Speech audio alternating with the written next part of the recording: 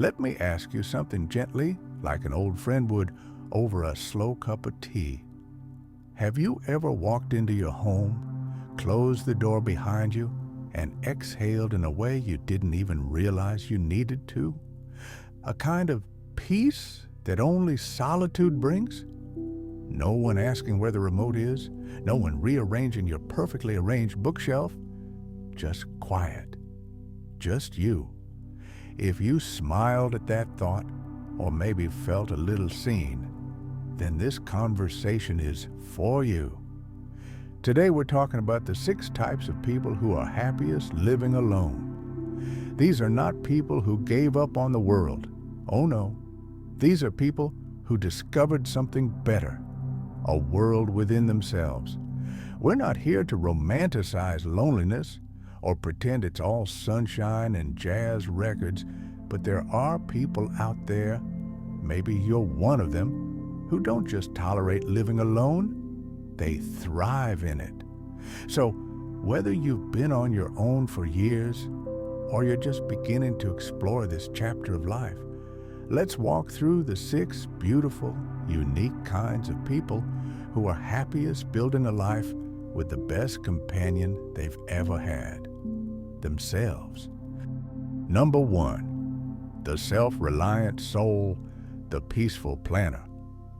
Let's start with a classic, the self-reliant soul. This is the person who figured out early or late, it doesn't matter, that they don't need to run their life by committee.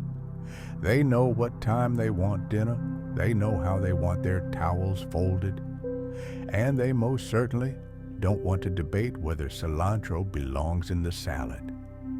Take Brenda, 67, a retired nurse who lives in a cozy little home just outside Asheville. She has a cat named Toast, a garden full of tomatoes, and a spice rack organized alphabetically. When asked if she ever gets lonely, she said, "Sweetheart, I spent 40 years being needed. I'm good. I've earned my quiet." The self-reliant soul doesn't resist companionship. They just don't require it to function. For them, solitude isn't a punishment, it's an upgrade. They do their own thing in their own time without waiting for a second opinion. And honestly, that's a kind of strength we don't talk about enough. Number 2, the gentle thinker, the philosopher of the porch. Ah yes, the gentle thinker. You know them when you meet them. They pause before they speak. They'd rather ask questions than give answers. They read books with highlighter pens. They sit on porches and listen to the wind like it's telling secrets. Harold, 74, is one such man, a former history teacher who now spends his mornings watching squirrels and contemplating the downfall of empires. Same thing, really. He lives in a small cottage with mismatched chairs and walls lined with books. He once said, "I don't mind people, I just mind noise and confusion and birthday parties." The gentle thinker loves living alone not because they dislike the world, but because it gives them space to reflect on it. They're often writers, poets, philosophers, or simply deep feelers who value introspection over conversation. They're not shy, they're sacred. Number 3, the healer, the one reclaiming their energy. This one's for the healer, the person who has spent decades pouring love, energy, and time into others, and finally realized they were overdue for some of that magic themselves. Often, this person is a retired caregiver, a parent, a teacher, or just someone who was everyone's emotional first aid kit. For years, they were the go-to person, and they wouldn't take it back for the world. But now, it's their time. Meet Carmen, 69. She was a mother of 4, grandmother to 6, and the woman who knew how everyone liked their coffee at every family gathering. But these days, she wakes up when she wants, listens to French jazz, and has discovered a love for painting birds that don't look like birds, but she likes them anyway. When asked why she lives alone, she said, "Because I want to hear myself think, and because I want to matter to myself." That's the heart of the healer. They gave everything. Now they've finally turned some of that love inward.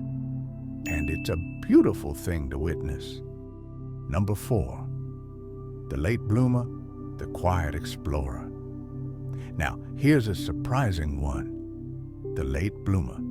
They didn't always live alone. In fact, they might have been deeply entwined in marriages, friendships, or communities for decades. But something happened. Maybe a divorce, maybe a death, maybe just a quiet realization. And suddenly, for the first time ever, they found themselves alone. And to their own astonishment, they liked it. Ronald, 71, spent 42 years married. After his wife passed, he assumed he'd feel lost. Instead, he discovered peace. He started hiking, bought himself a beginner's camera, took a solo trip to the Grand Canyon. He told me, "For the first time in my life, no one is waiting on me. I thought I'd hate that. Turns out, I love it." Late bloomers are the ones who prove that it's never too late to grow into yourself. They're curious, open, maybe a little unsure, but they're discovering the world and themselves on their own terms. Number 5, the quiet creator, the artist of their own time. Next, we meet the quiet creator. This is the person who finds joy in projects, beauty in the ordinary, and meaning in making things. Their solitude isn't empty, it's alive. They sew, they build, they write long letters and fountain pen, they collect old records, bake bread, and whistle while they water the plants. Lisa, 65, knits sweaters for fun and paints sunsets that never look quite right, but bring her tremendous joy. She lives alone, not to isolate, but to create. Every inch of her home is infused with intention. "I don't need an audience," she told me once. "I just need space to play." That's the thing about the quiet creator. They don't want applause. They want freedom. And that freedom often flourishes best in silence. Number 6, the soul sage, the spiritual elder. Last, but never least, is the soul sage. They've been through life's storms. They've grieved. They've aged. They've watched friends come and go. And somehow, they've become lighter, not bitter, not weary, lighter. They don't rush. They don't chase. They don't pretend to know everything, but they listen like they do. Eleanor, 80, lives alone in a little house filled with houseplants and wind chimes. She wakes early, sips her tea by the window, and watches the sunrise like it's an old friend who never fails her. She's the kind of person who speaks softly, but makes you feel seen. She doesn't mind being alone. In fact, she calls it her sanctuary. The soul sage sees solitude as sacred, not empty, but full of spirit, memory, prayer, and quiet awe. So, did you see yourself in one of these 6 types?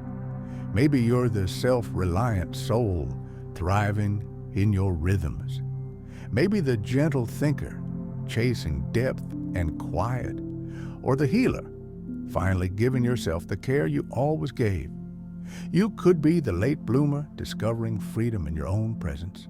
Maybe the quiet creator, building beauty in the silence. Or perhaps the soul sage, resting in the holy hush of solitude. Whoever you are and however you live, if you've chosen to walk this path alone, I want you to know something. You are not strange. You are not broken. You are wise. You have chosen a road few dare to walk, but those who do often find that it leads not away from life, but deeper into it. Here's to you, the ones who greet the silence like an old friend, who light candles for no reason, who eat dinner by the window and smile when no one's watching. You're not lonely. You're free. And sometimes that's the most beautiful thing a person can be.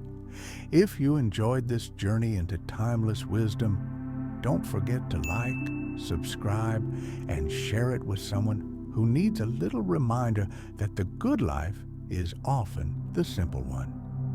If you'd like to support us further, you can do so by donating in the link in the description below. Until next time, keep your tea warm and your heart wiser.